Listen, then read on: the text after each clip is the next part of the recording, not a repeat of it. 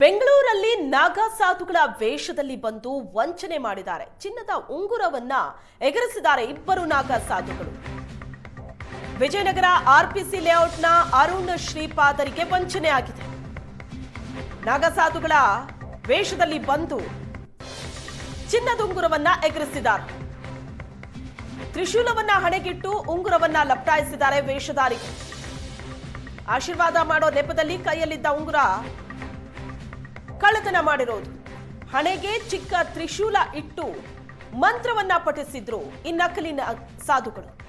ಶ್ರೀಪಾದ್ ಮನೆಗೆ ಬರೋವರೆಗೂ ಉಂಗುರ ಕಳುವಾಗಿದ್ದು ಗೊತ್ತೇ ಆಗಿಲ್ಲ.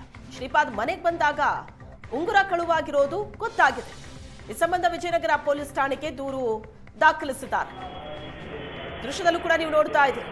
ಆಶೀರ್ವಾದ ಮಾಡೋ ನೆಪದಲ್ಲಿ ಉಂಗುರವನ್ನ ಕಳುವು ಮಾಡಿರೋದು ಈ ಇಬ್ಬರು ನಕಲಿ ಸಾಧುಗಳು. ನಾಗಾ ಸಾಧುಗಳ ವೇಷಧಾರಿಗಳು ಉಂಗುರವನ್ನ ಎಗರಿಸಿರೋದು. ತ್ರಿಶೂಲ ಹಣೆಗಿಟ್ಟಿದ್ದಾರೆ, ಏನೋ ಮಂತ್ರ ಹೇಳಿದ್ದಾರೆ. ಶ್ರೀಪಾದ್ ಅನ್ನೋ ವ್ಯಕ್ತಿ ಉಂಗುರವನ್ನ ಕಳ್ಕೊಂಡಿದ್ದಾರೆ. ಅರುಣ್ ಶ್ರೀಪಾದ್ ಅಂತ. ಮನೆಗೆ ಬರೋ ತನಕ ಉಂಗುರ ಕಳುವಾಗಿದ್ದು ಗೊತ್ತೇ ಆಗಿಲ್ಲ.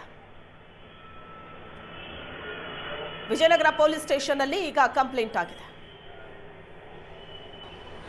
ನಾಗಸಾಧುಗಳ ವೇಷದಲ್ಲಿ ಬಂದು ವ್ಯಕ್ತಿಯೊಬ್ಬರಿಂದ ಚಿನ್ನದ ಉಂಗುರವನ್ನು ಕಳ್ಳತನ ಮಾಡಿರುವಂತಹ ಪ್ರಕರಣಕ್ಕೆ ಸಂಬಂಧಪಟ್ಟಂತೆ ವಿಜಯನಗರ ಪೊಲೀಸ್ ಠಾಣೆಯಲ್ಲಿ ಈಗಾಗಲೇ ದೂರು ಕೂಡ ದಾಖಲಾಗಿರುವಂಥದ್ದು. ಸದ್ಯ ಆರ್ಪಿಸಿ ಲೇಔಟಲ್ಲಿರುವಂತಹ ಒಂದು ಕಚೇರಿಗೆ ಅರುಣ್ ಅನ್ನುವಂಥ ವ್ಯಕ್ತಿಯನ್ನಿರ್ತಾರೆ, ಅವರು ಬಂದಿರ್ತಾರೆ. ಅವರು ಬಂದಂತಹ ವೇಳೆಯಲ್ಲಿ ಇಬ್ಬರು ನಾಗಸಾಧುಗಳು ಬರ್ತಾರೆ. ನಾಗಸಾಧುಗಳು ಬಂದು ಅವರನ್ನು ಮಾತನಾಡಿಸಿ ನಿಮ್ಮ ಸಮಸ್ಯೆಗಳಿಗೆ ನಾವು ಪರಿಹಾರವನ್ನು ಕೊಡ್ತೀವಿ ಅಂತ ಹೇಳ್ತಾರೆ. ಆ ಸಂದರ್ಭದಲ್ಲಿ ಅವರು ಬೇಡ, ನನಗೆ ಯಾವುದೇ ರೀತಿಯ ಸಮಸ್ಯೆ ಇಲ್ಲ ಅನ್ನೋದನ್ನು ಹೇಳಿದ್ರು ಕೂಡ, ಇಲ್ಲ ನೀವು ಗಂಗೆಯಲ್ಲಿ ಹೋಗಿ ಸ್ನಾನವನ್ನು ಮಾಡಿದ್ದೀರಾ ಅನ್ನುವಂಥ ಒಂದು ಪ್ರಶ್ನೆಯನ್ನು ಕೇಳ್ತಾರೆ. ಆನಂತರದಲ್ಲಿ ಅವರು ಇಲ್ಲ ಅಂತ ಹೇಳಿದಾಗ ಅವರು ಸರಿ, ಹಾಗಾದರೆ ನಾವೊಂದು ವಿಭೂತಿಯನ್ನು ಕೊಡ್ತೀವಿ, ಅದನ್ನು ನೀವು ತೆಗೆದುಕೊಳ್ಳಿ ಅನ್ನುವಂಥದ್ದನ್ನು ಹೇಳ್ತಾರೆ. ಆ ಸಂದರ್ಭದಲ್ಲಿ ಅವರು ಕೂಡ ವಿಭೂತಿಯನ್ನು ತೆಗೆದುಕೊಳ್ತಾರೆ. ಆ ಎಲ್ಲ ಒಂದು ಸಮಸ್ಯೆಗಳಿಗೂ ಕೂಡ ಪರಿಹಾರ ಆಗುತ್ತೆ ಇದು ಅನ್ನುವಂಥ ಒಂದು ವಿಚಾರವನ್ನು ಹೇಳ್ತಾರೆ. ಹಾಗೆ ಅವರ ಕೈಗೆ ತ್ರಿಶೂಲವೊಂದನ್ನು ಕೂಡ ಕೊಡ್ತಾರೆ. ಯಾವಾಗ ಅವರು ತ್ರಿಶೂಲವನ್ನು ಹಿಡಿದುಕೊಳ್ತಾರೋ ಆ ಸಂದರ್ಭದಲ್ಲಿ ಅವರಿಗೆ ಒಂದು ರೀತಿಯಲ್ಲಿ ಮಂಪರು ಬಂದ ರೀತಿಯಲ್ಲಿ ಆಗುತ್ತೆ. ಅವರಿಗೆ ಏನಾಗ್ತಿದೆ ಅನ್ನೋದ್ರ ಬಗ್ಗೆ ಅರಿವಿರೋದಿಲ್ಲ.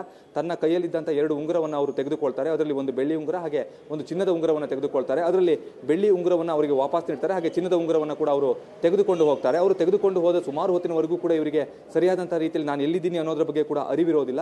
ಯಾವಾಗ ಆ ಒಂದು ಇಲ್ಲಿ ಕಚೇರಿಯಲ್ಲಿ ಇದ್ದಂಥ ವ್ಯಕ್ತಿ ಬಂದು ಅವ್ರನ್ನ ಕರೀತಾರೋ ಆ ಸಂದರ್ಭದಲ್ಲಿ ಅವರಿಗೆ ಒಂದು ವಿಚಾರ ಗೊತ್ತಾಗುತ್ತೆ, ಅಂದರೆ ಈ ರೀತಿಯಲ್ಲಿ ಆಗಿದೆ ಅಂತೇಳಿ. ಅನಂತರದಲ್ಲಿ ಅವರು ಸಾಕಷ್ಟು ದೂರ ಹೋದ ನಂತರದಲ್ಲಿ ಅವರಿಗೆ ತಮ್ಮ ಉಂಗುರ ಏನಿದೆ ಅದು ಅವರು ತೆಗೆದುಕೊಂಡು ಹೋಗಿರುವಂಥದ್ದು ಗೊತ್ತಾಗುತ್ತೆ.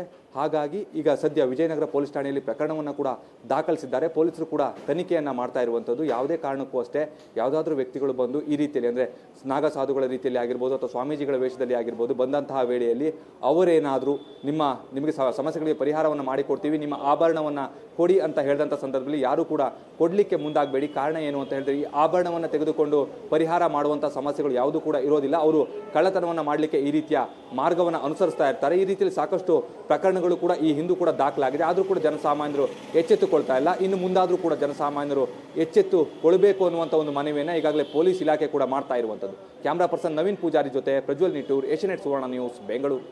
ಇಬ್ಬರು ನಾಗಸಾಧುಗಳು ಆಟೋ ಎಳ್ಕೊಂಡು ಡೈರೆಕ್ಟಾಗಿ ಒಳಗಡೆ ಬರ್ತಾರೆ.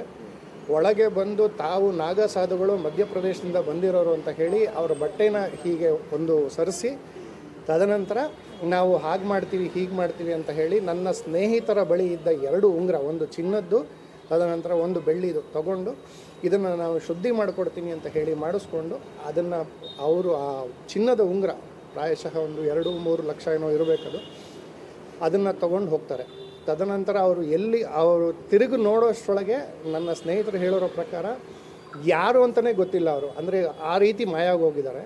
ಒಂದು ರುದ್ರಾಕ್ಷಿ ಮತ್ತು ವಿಭೂತಿ ಕೊಟ್ಟು ಸರಿ ಹೋಗುತ್ತೆ ಅಂತ ಹೇಳಿ ಇದೆಲ್ಲ ಸರಿ ಹೋಗುತ್ತೆ ಅಂತ ಹೇಳಿದ್ದಾರೆ. ಬಟ್ ಅವರಿಗೆ ಅದಾದ್ರ ಮೇಲೆ ಅವ್ರಿಗೆ ಪಾಪ ಮಾತಾಡೋದಕ್ಕೆ ಕಷ್ಟ ಆಗಿತ್ತು, ಆ ರೀತಿ ಆಗಿತ್ತು.